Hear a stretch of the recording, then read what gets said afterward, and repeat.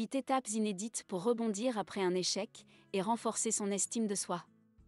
Que ce soit un examen raté, un entretien d'embauche qui n'a pas abouti, ou une mauvaise décision prise, nous rencontrons tous un échec à un moment donné. Mais ce n'est pas une raison pour se sentir découragé. Au contraire, vivre un échec est une excellente occasion de grandir et de s'améliorer. Alors, si vous avez vécu un échec récemment, voici 8 étapes pour rebondir après un échec et renforcer votre estime de soi.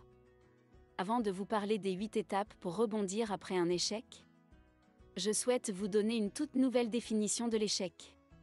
C'est vraiment très inspirant de modifier votre vision de l'échec. La nouvelle définition de l'échec. L'échec est parfois perçu comme une mauvaise chose, mais ce n'est pas toujours le cas. En fait, l'échec peut être très positif, et peut même vous aider à progresser. Et si l'échec était en réalité une étape vers la réussite ? Vous savez, l'échec n'est pas toujours un échec, c'est souvent un pas vers la réussite. Alors, n'ayez pas peur de prendre des risques et de vous tromper. Sans cela, comment saurez-vous que vous avez réussi ? N'ayez pas honte de vous sentir mal à l'aise après avoir échoué, c'est une étape nécessaire pour vous aider à atteindre votre objectif final. Dans le même temps, vous devez être prêt à apprendre de vos erreurs, et de voir le côté positif.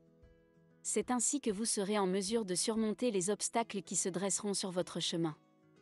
Il est donc important de voir l'échec comme une étape du processus de réussite, plutôt que comme un échec définitif.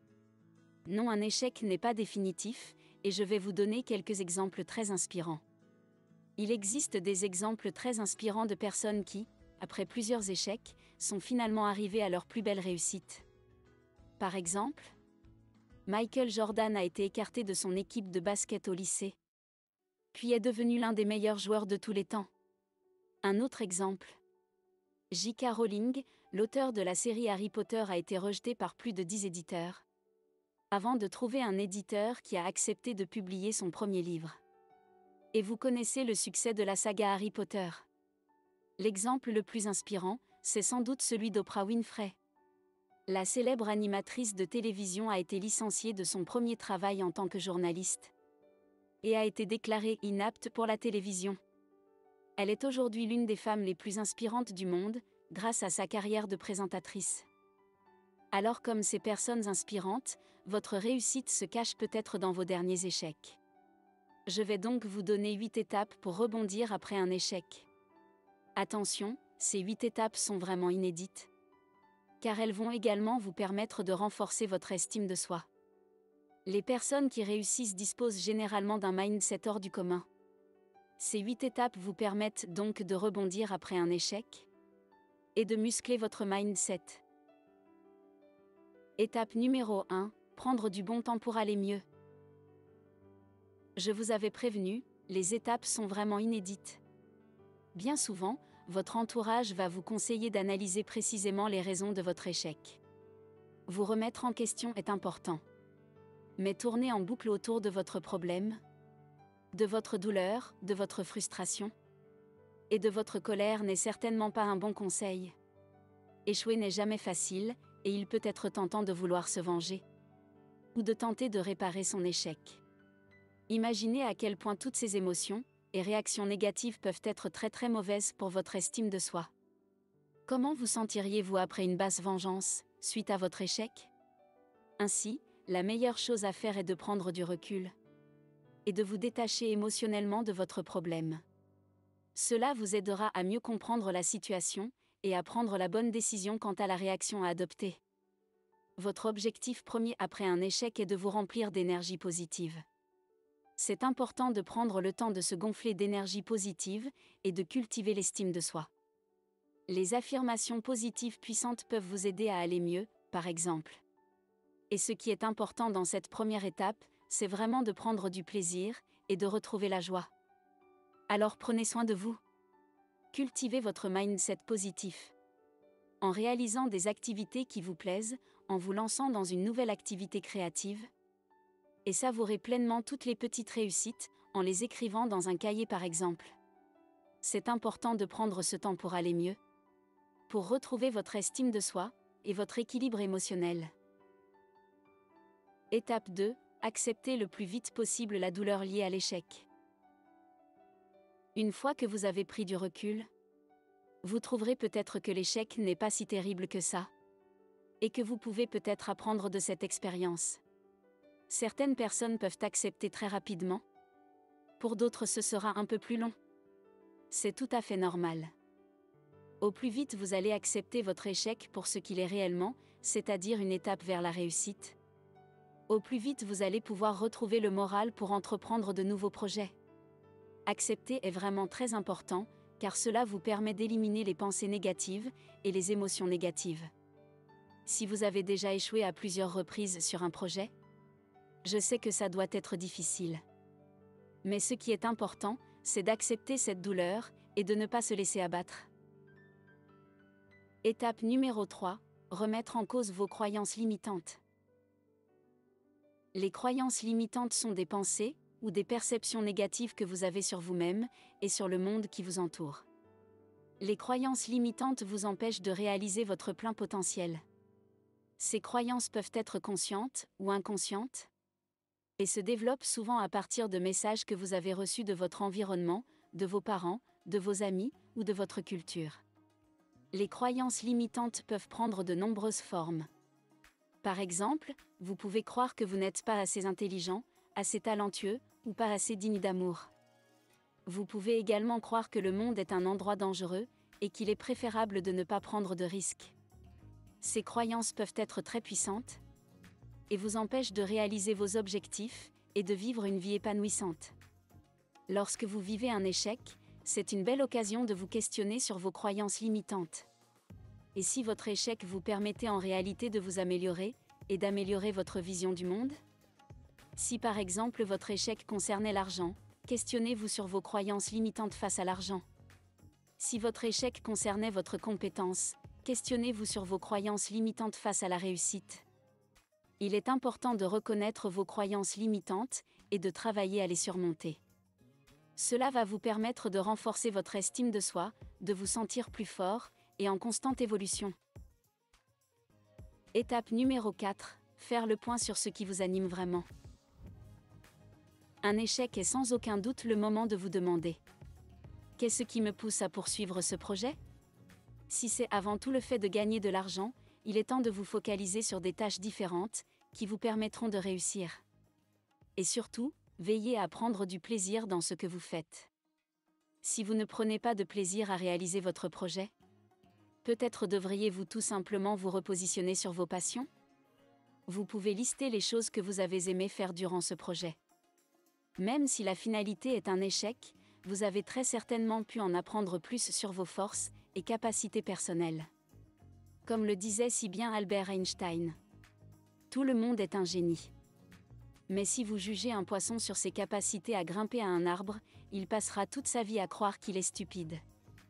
Il est parfaitement contre-productif de chercher à améliorer tout le temps vos points faibles. Si vous êtes un poisson, alors allez nager. Ainsi, si vous vous concentrez à vous développer autour de vos facilités innées et de vos passions, vous gagnerez beaucoup plus de temps et d'énergie. Peut-être même que vos points faibles peuvent être le point fort d'une autre personne et donner naissance à un beau partenariat. Cette étape est très importante pour prendre conscience de vos forces et les utiliser à bon escient. C'est également un excellent moyen de renforcer votre estime de soi. Étape 5. Transformez votre échec en projet. Vous avez accompli quelque chose d'important, même si cela a été un échec. Vous avez fait quelque chose qui vous a donné de l'expérience. Vous pouvez maintenant transformer cet échec en projet. C'est ce que l'on peut appeler faire d'un pépin une pépite. C'est-à-dire que votre échec peut être transformé en nouvelle expérience inspirante. Si vous faites face à un échec, il y a des moyens de le transformer en une opportunité d'apprentissage et de croissance. Cela peut vous aider à vous sentir mieux et à vous assurer que cet échec ne reste pas gravé dans votre esprit pour toujours. Par exemple, vous pouvez envisager une nouvelle formation ou l'apprentissage de techniques particulières, ou revoir totalement votre vision de la vie, trouver de nouvelles méthodes pour améliorer la vie des autres. C'est vraiment votre mindset et votre ambition qui vont être mises à contribution dans cette étape. Par exemple, vous souhaitiez organiser des vacances entre amis, et cela a été un échec. Vous pouvez, par exemple, envisager de changer d'amis? Non, c'était une blague. Plus sérieusement, cet échec peut vous amener à vouloir apprendre à mieux déléguer. Ou alors à vous intéresser à des jeux à réaliser entre amis pendant les journées pluvieuses. Ou alors à écrire un article au sujet de vos déconvenus pour aider d'autres personnes. Un échec est le moment idéal pour prendre du recul et réfléchir à ce que vous avez appris grâce à cette expérience. Et c'est comme cela qu'on acquiert de nouvelles connaissances, qui nous aident à comprendre ce qu'il s'est passé. C'est ainsi qu'un pépin devient une pépite. Étape 6. Voir une occasion de puiser dans votre intuition. Savez-vous à quel moment votre intuition se manifeste le plus facilement? Lorsque vous avez fait le vide. Et malheureusement, parfois, lorsque vous êtes vraiment au plus bas. Lorsque vous connaissez une épreuve dans votre vie, vous n'avez plus d'a priori, plus de jugement, et vous ouvrez alors des portes que vous ne connaissiez pas. C'est dans les moments les plus difficiles, les plus sombres, que la lumière peut émerger, et parfois de manière inattendue. Par exemple, vous échouez à un examen important pour vous. Votre intuition peut alors vous souffler de vous rendre sur Internet. Et vous allez tomber comme par magie sur l'emploi de vos rêves. Ou alors à un moment très difficile, vous allez croiser le chemin d'une personne qui va vous donner tous les éléments qui vous permettront de débloquer votre situation.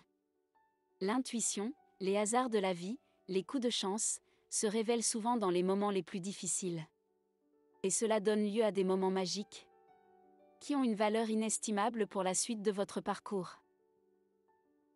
Étape 7. Adoptez une nouvelle vision qui vous fait oublier l'échec. Quand vous échouez, il est facile de se laisser aller, et de perdre le moral. Lorsque vous avez vécu un échec, c'est un moment parfaitement choisi pour adopter une nouvelle vision. Cela vous fera oublier l'échec, et aussi cela vous permettra de voir plus loin. Tout d'abord, vous pouvez vous recentrer sur vos besoins profonds, et travailler sur vos croyances limitantes. Après tout, ce projet n'était peut-être pas fait pour vous, avec vos valeurs, vos forces, et vos qualités. Un autre projet vous attend ailleurs, et vous êtes maintenant à même de mieux comprendre ce qui vous plaît réellement. Également, vous pourriez vous questionner sur vos habitudes. La réussite est souvent une somme de petites choses, qui vous permettent de réaliser de grandes choses. Pourquoi ne pas vous remettre au sport, par exemple? Cela vous donnera une meilleure sensation de bien-être, et vous aidera à retrouver l'énergie dont vous avez besoin.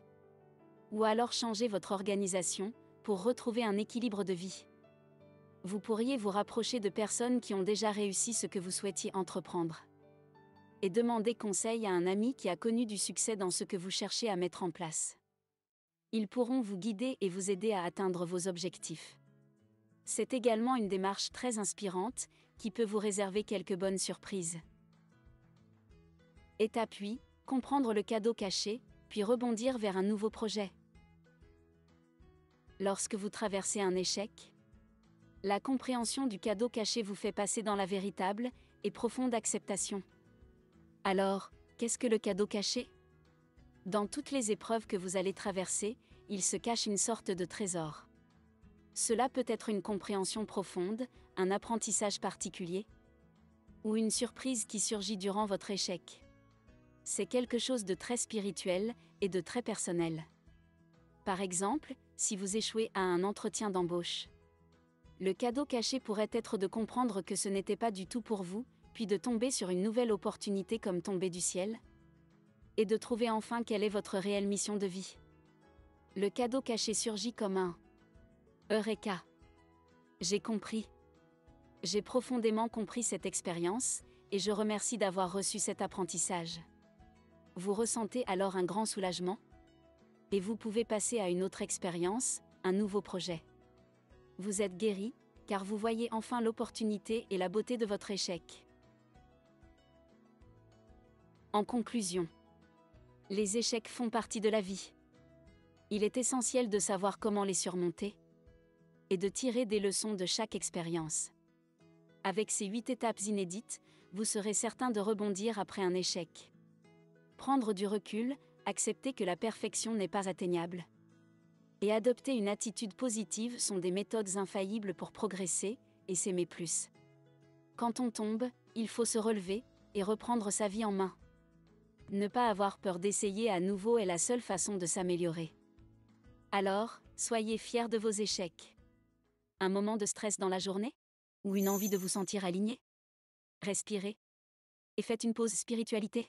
Abonnez-vous à la chaîne Ma Pause Spiritualité. Les inspirations qui vous font vraiment du bien.